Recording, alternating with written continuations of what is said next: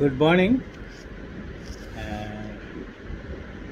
Few subscribers wanted to know when and I am informing that no cross exam, no leading questions is permissible during cross examination, during chief examination.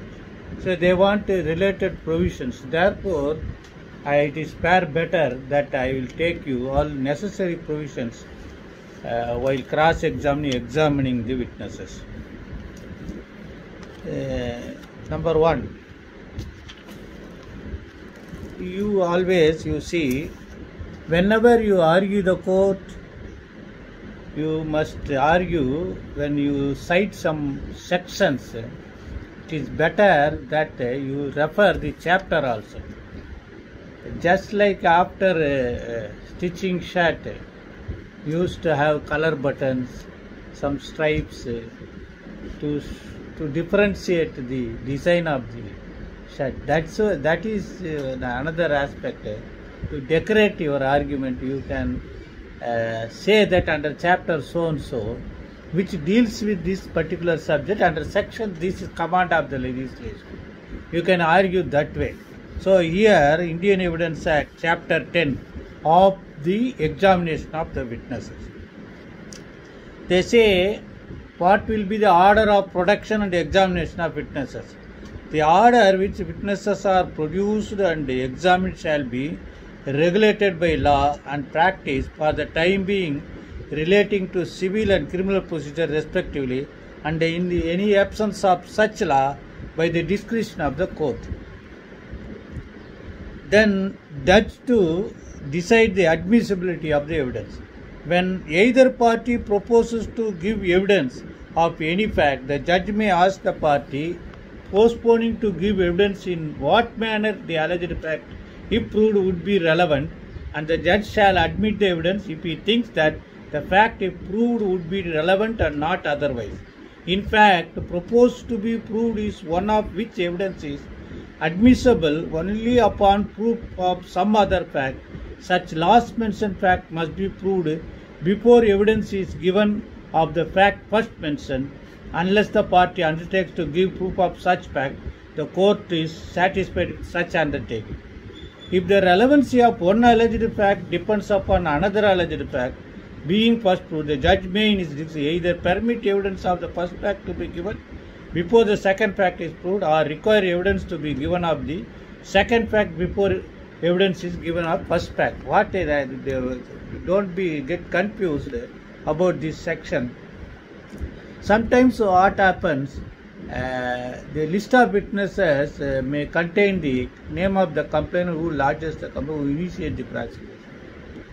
But for convenience sake and business of the court working and the powerful capacity of the public prosecutor and a different situation available in the entire proceedings, even without examining in PW listed witness 1, they prefer to witness other witnesses. Sometimes even they start examining the Magazar witness. So this section prohibits that unless and until the first fact should be proved, then only the other fact leading to the first fact should be proved. There you can object to that, and entirely the discretion of the judge also given whether to permit or not, and that depends upon the high vigilance capacity of the presiding officer. Then they say, what is examination of chief? Examination of chief of witness by the party who calls him shall be called the examination of chief. So when you produce a witness, when you put question to him, that is examination of chief. Cross-examination means the examination of witness by the adverse party shall be called cross-examination. If you produce the witness, the opposite party, being adverse party, may put you cross-examine. Then re-examination. The examination of witness subsequent to the cross-examination by the party who called him shall be called re-examination.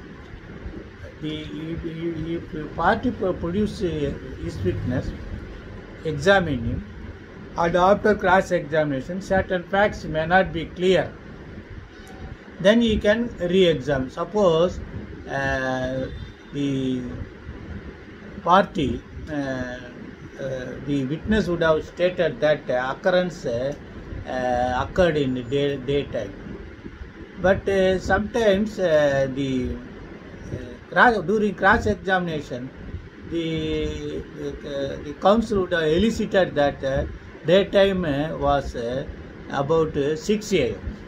6 hours, or in Tamil they say 6 manik, at 6 o'clock, simply say 6 o'clock.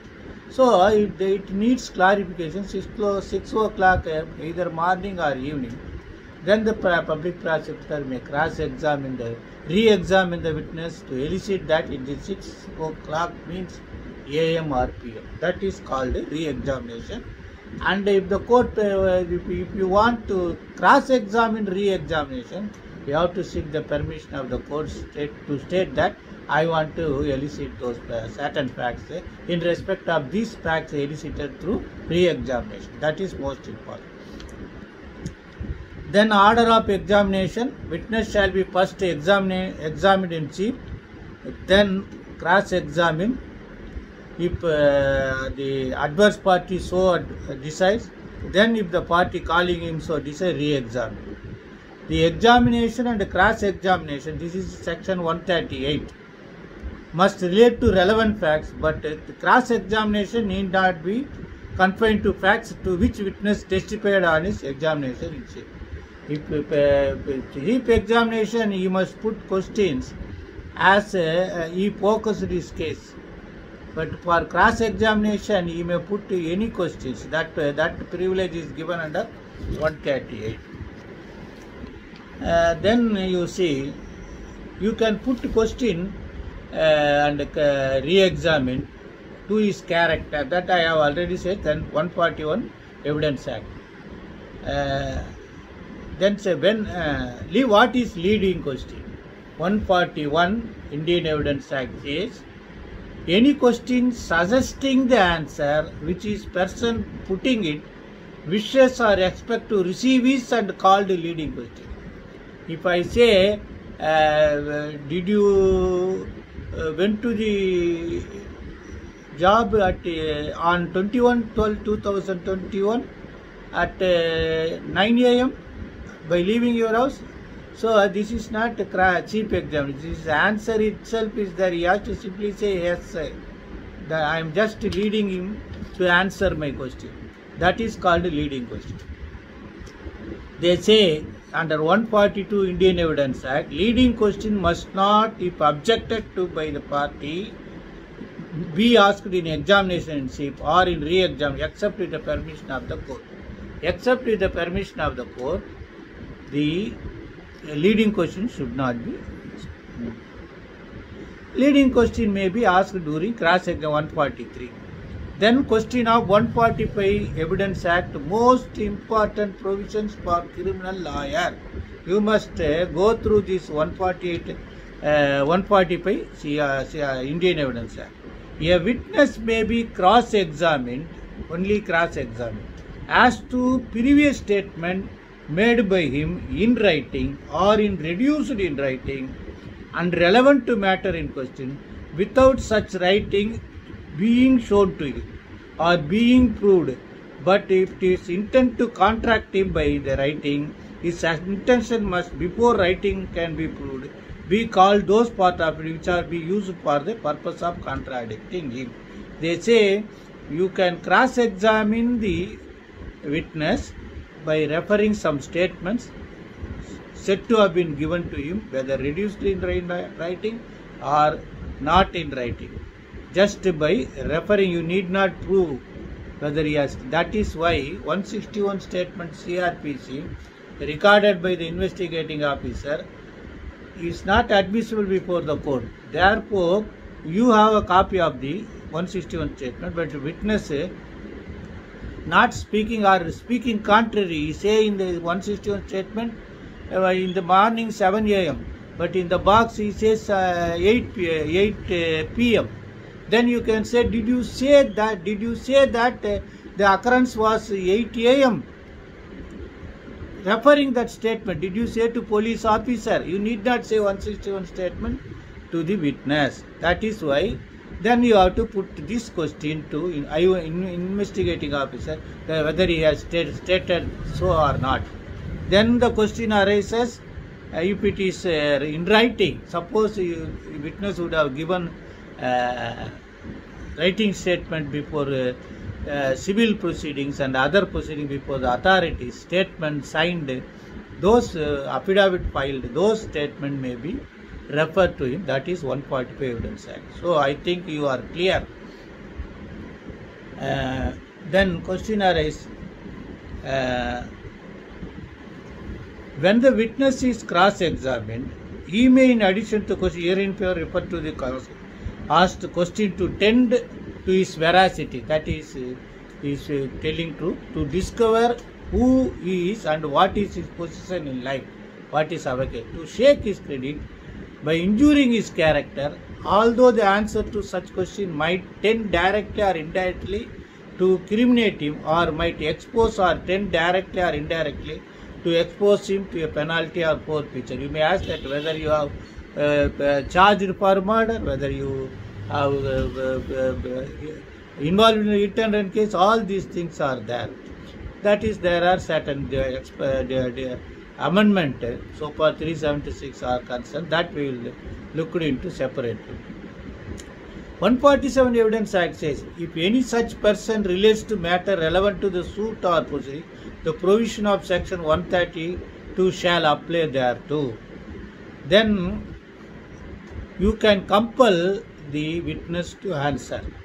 If any such question relates to matter not relevant to the suit or proceeding, except in so far as it affects credit of the witness by injuring his character, the court shall, whether or not witness shall be compelled to answer, and may, if it thinks, warn the witness he is not obliged to answer it. In exercising its discretion, court shall have regard to the following consideration. Such questions are proper if they are such a nature that truth of the imputation conveyed by them would seriously affect the opinion of the court as to the credibility of the witness on the matter to which he testifies.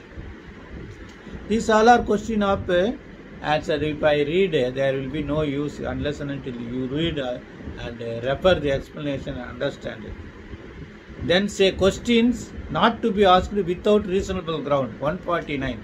No such question as referred to section 148 ought to be asked unless the person asking it has reasonable grounds for thinking that the imputation which conveys is well founded, unless and until he is having a valid ground.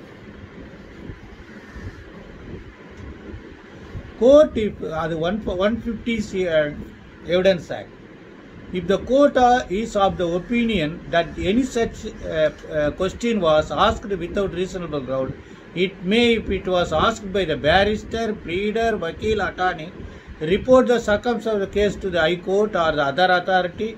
To such barrister, pleader, vakil is subject to exercise of his proposition. If he is unwarrantedly putting some question, it may be referred to High Court. 150 Evidence Act. Indecent and scandalous questions should not be asked. Questions intending to insult and annoy. You cannot put a question irritating him and angering him, provoking him.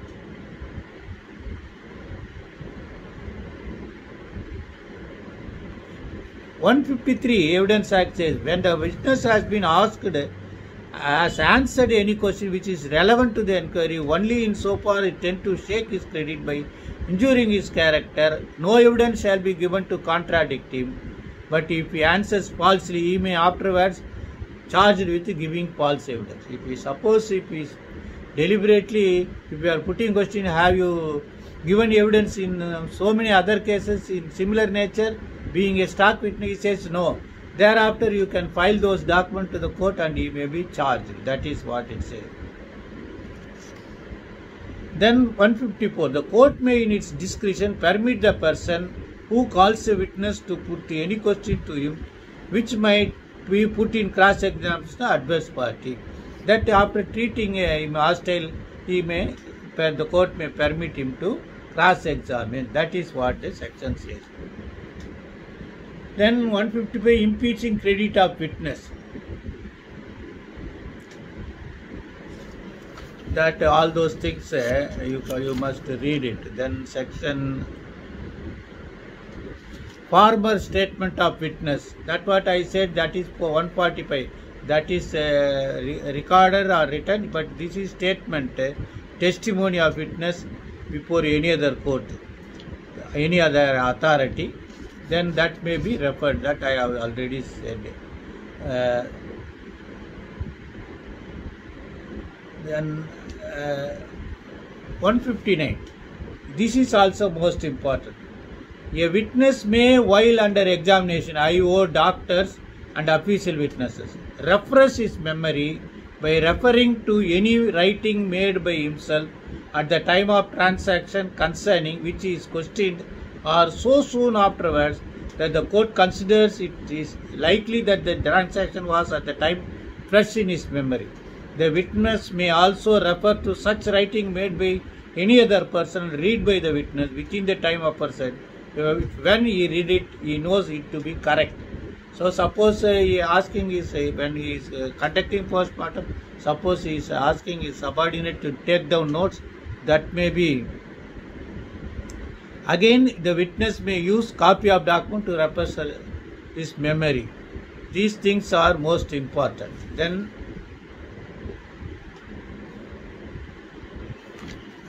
all these things, 160. Then says, this is says 165. This is somewhat you may would have come across that the court question.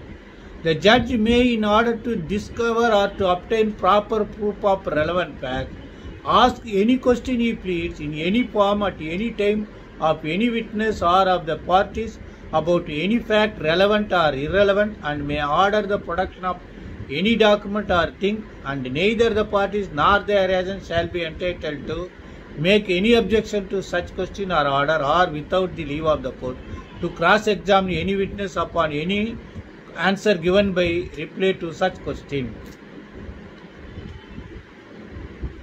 provided the judgment must be based upon facts declared by this act to be relevant and duly proved. These things are most important. Kindly go through this. And because you want to read the section, I read the sections. What all are the relevant section? The subscriber who asked me put the question, specific question under what provision this should not be asked. Leading question answer should not be asked. That I have specifically said that this is the correct direct answer to my friend, that 143 is you may ask leading question, and 142 the chief examination you have no right to put leading question unless and until you treat him on hostile. Then after treating him hostile, you can put leading question. Best wishes.